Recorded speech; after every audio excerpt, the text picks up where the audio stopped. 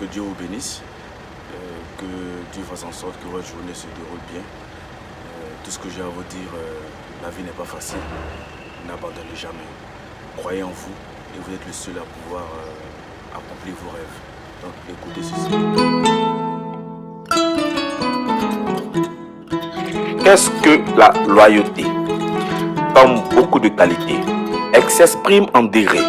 Certes, on est ou on n'est pas loyal à titre général.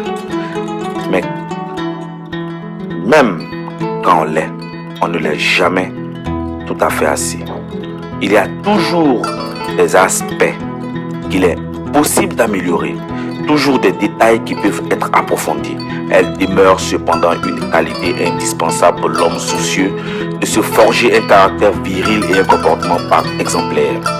Parmi les qualités qui définirait l'individu idéal, homme ou femme, la loyauté occupe sans aucun doute une des premières places. Elle s'inscrit dans la réalité qui veut que l'humain soit un animal grégaire qui éprouve d'énormes difficultés à vivre en solitaire. Le Robert la définit comme caractère loyal, fidélité, à tenir ses engagements, à obéir aux règles de l'honneur et de la probité. Comme synonyme, on trouve droiture, honnêteté, fidélité. Un regard loyal est un regard qui ne cache rien, qui ne triche pas, qui ne cherche pas à berner. À telle enseigne, nous voudrions tous être qualifiés de loyal. La loyauté est comme le fait de reconnaître l'importance des liens qui nous unissent aux autres. Et une fois que l'on a reconnu l'importance de ces liens, le fait d'agir d'une manière qui protège, met en valeur et renforce ces liens.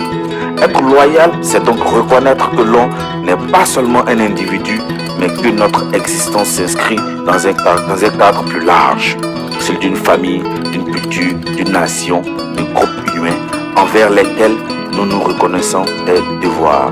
Ces devoirs vont au-delà de ce que la loi nous impose.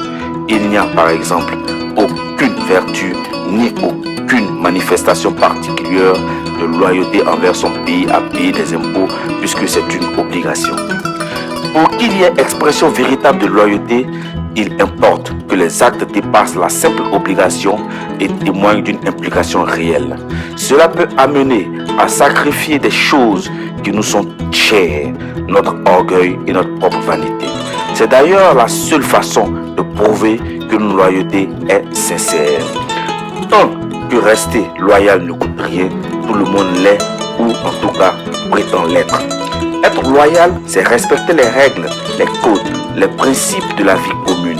Logiquement, la loyauté semble indissociable d'une certaine hiérarchie, voire d'une hiérarchie certaine. La simple légalité.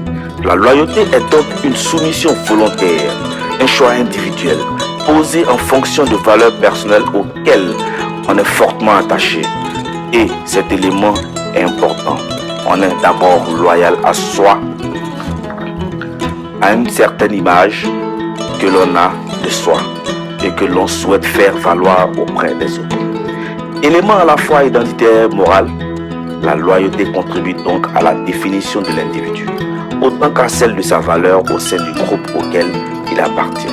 Elle constitue l'un des fondements d'une âme virile bien trempée.